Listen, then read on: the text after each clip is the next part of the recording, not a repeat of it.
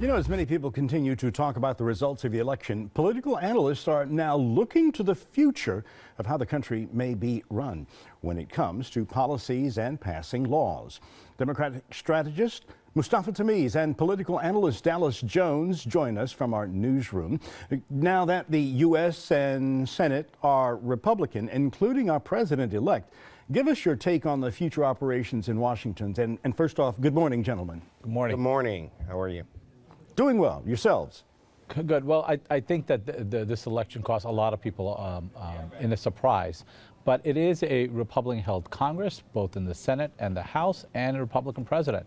So Donald Trump put up a number of policies, and he has the opportunity now to move the ball in that direction.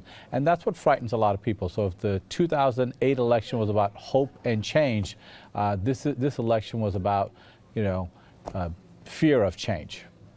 Well, so I think the reality of it is there a learning curve? There's a learning curve there, and there's one thing to campaign and talk policy, and there's another thing to govern. And now is the time that Donald Trump is going to have to govern. He's going to have to work with the Congress. And let's also be clear, even though this is a Republican-held House and Senate, it's a Republican-held House and Senate where many of the members and leadership have had a very contentious relationship with Republican nominee Donald Trump. And so there's going to have to be a healing that takes place in addition to that learning curve being dealt with in how to pass a bill and actually make law happen.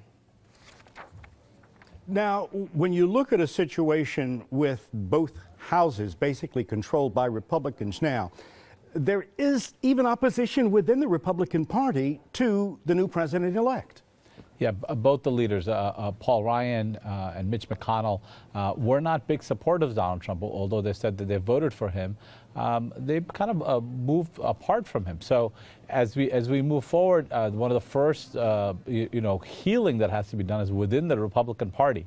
Donald Trump not only ran against Democrats, but he ran also against the establishment in the Republican Party, and he ran against the press. So he's got a lot of bridge building to do to bring this nation together.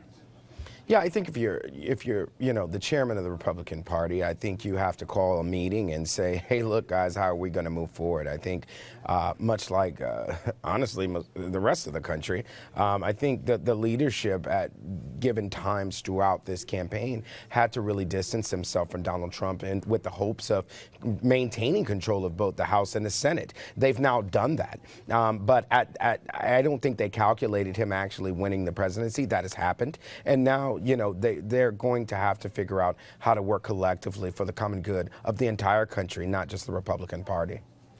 Mustafa did talk about the healing of the Republican Party, but when you have a situation like this, which is highly unusual because you have a lot of Democrats who are at odds with the president-elect, are we going to go back to the time of nobody's going to get anything done in Washington during the days of Tom DeLay all over again?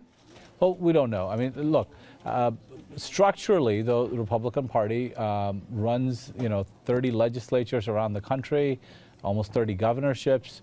The Republican state, Congress, both chambers, and the presidency now. So there is a lot of Republican leadership. And so it was promised by Donald Trump that he could do double-digit growth in our economy.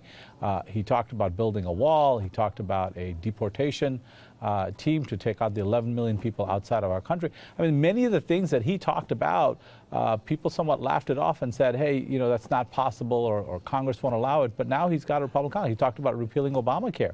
He's got a Republican, House and Senate.